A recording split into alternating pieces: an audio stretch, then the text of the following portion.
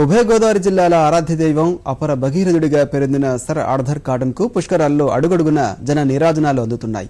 భక్తులు గోదావరి మాతకు ప్రణమిల్లుతూనే కాటన్ ను స్మరించుకుంటున్నారు.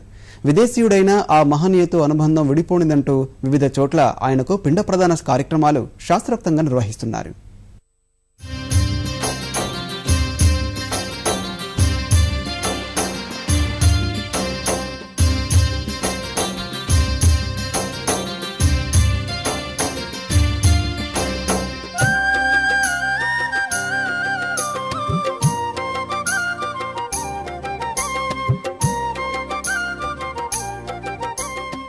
గోదావరి జిల్లాల ప్రజలు సర్ ఆర్థర్ కాటన్ ను దైవ స్వరూపంగా భావిస్తారు. ఆయన రుణం ఎప్పటికీ తీర్చుకోలేనిదని చెప్తూ ఉంటారు. ధవళేశ్వరం వద్ద బ్యారేజీ నిర్మించిన కాటన్ ను పుష్కరాల్లోనూ ప్రత్యేకంగా స్మరించుకుంటున్నారు.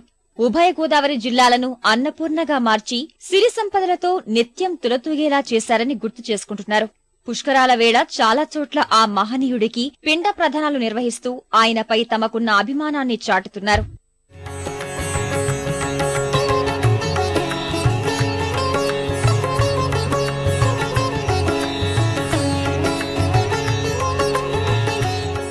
ధవళేశ్వరంలోని కాటన్ బ్యారేజీ సమీపంలో గాయత్రి ఘాట్లో కాటన్ ధరకు రైతులు పిండ ప్రదాన కార్యక్రమం నిర్వహించారు. బొమ్మూరుకు చెందిన ప్రసాద్ చౌదరి ఆధ్వర్యంలో రైతులు కాటన్ కు ఈ కార్యక్రమం నిర్వహించారు. కరవు అనావృష్టితో అల్లాడిన గోదావరి జిల్లాలను పచ్చగా కళకళలాడేలా చేశారంటూ మహనీయుని సేవలను గుర్తు చేసుకున్నారు. ఈ నెల 14న కాటన్ మహనీయుని వర్ధంతి రోజునే పుష్కరాలు ఆరంభమయ్యాయి. అప్పటి నుంచి పలు చోట్ల వివిధ కార్యక్రమాలు ఆయన పేరిట నిర్వహిస్తున్నారు. తాజాగా రైతులంతా కలిసి కాటన్ కు పిండ ప్రదానం నిర్వహించారు. ఈ సృష్టిలో కొన్ని వస్తువుల్ని పరోపకారం గురించి, అలాగే కొంతమంది వ్యక్తుల్ని పరోపకారం గురించి భగవంతుడు సహజంగా సృష్టిస్తాడు.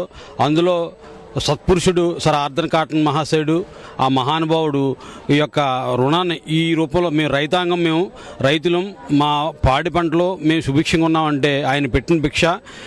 సుమారు 170 సంవత్సరాల క్రితం ఆయన కట్టిన ఆనకట్ట వల్లే ఈ ఉభయ గోదావరి జిల్లాలో సువిశాల భారతదేశంలో కావేరీ నది కానీ, మహానది కానీ, భాగవతి నది మీద కానీ, కృష్ణానది మీద కానీ ఈ ప్రాజెక్టులు కట్టి ఈ సుశాల భారతదేశానికి అపారమైన సేవలు అందించిన మహాన్నత వ్యక్తి సర్ ఆర్థర్ కాటన్.